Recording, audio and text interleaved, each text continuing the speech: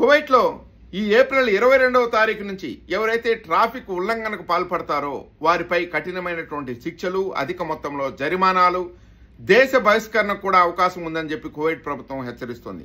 ముఖ్యంగా ఎవరైతే red signal cross చేసి వెళ్తారో వారికి 150 దినార్ల నుంచి 600 వరకు జరిమానా, చేసిన తప్పును కనుక మళ్ళీ రిపీట్ చేస్తే మీ లైసెన్సును రద్దు చేస్తూ జైలు శిక్షతో పాటు దేశ బహిష్కరణకు అవకాశం ఉంది.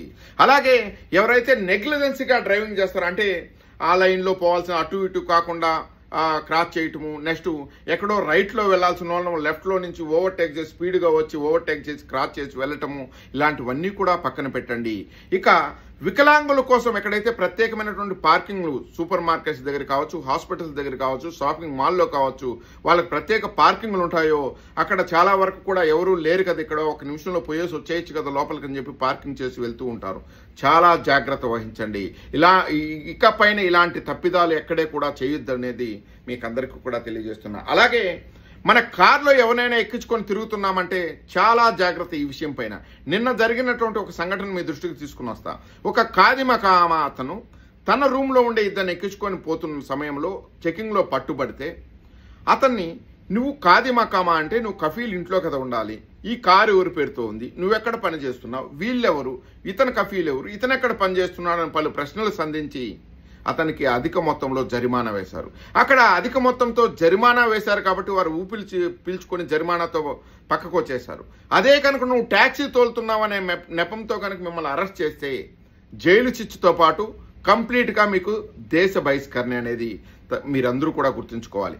ఇక కారులో వెళ్తున్నప్పుడు అందరం కూడా మనం ఈ ఫోన్లు మాట్లాడేది అందరికీ కూడా చాలా ఎక్కువైపోయింది. ఇప్పుడు ఆ ఫోన్ల పైన ప్రత్యేక శ్రద్ధ వహించండి మిత్రులారా. ఫోన్లు మాట్లాడటం, కారులో వెళ్ళేటప్పుడు తినటము, లేదంటే పెప్సీలోని వాటర్ తాగటము, స్మోక్ చేయటము, ఇలాంటివన్నీ కూడా పక్కన పెట్టేయండి. ఇక బెల్ట్ మీరు వేసుకోవడంతో పాటు మీ పక్కన ఉన్న వ్యక్తి కూడా బెల్ట్ వేసుకున్నాడా లేదా చూసుకోవాల్సిన బాధ్యత కూడా మీదే మిత్రులారా. ఇక్కడ మనం డ్రైవింగ్ మొదలు పెట్టినప్పటి నుంచి మన గమ్యస్థానం చేరేంత వరకు మన దృష్టి అంతా కూడా డ్రైవింగ్ పైన ఉండాలి అనేది మనందరం కూడా గుర్తుంచుకోవాలి. ఇది ఈ ఫైన్లు లేకుంటే జైలు శిక్ష, దేశ బహిష్కరణ ఇవన్నీ పక్కన పెడితే ఇవన్నీ కూడా మన సేఫ్ కోసమే అనేది ముఖ్యంగా మన అందరం కూడా ఆలోచించుకోవాలి. అలాగే ఈ ఫైన్ ఎవరికో పడుతుందిలే, మనం ఎందుకులే, ఎవరు ఈ కెమెరాలు పట్టుకో, ఇప్పుడు అత్యాధునికమైనటువంటి కెమెరాలు కువైట్లో ఉన్నాయనేది మనందరం కూడా గుర్తుపెట్టుకోవాలి.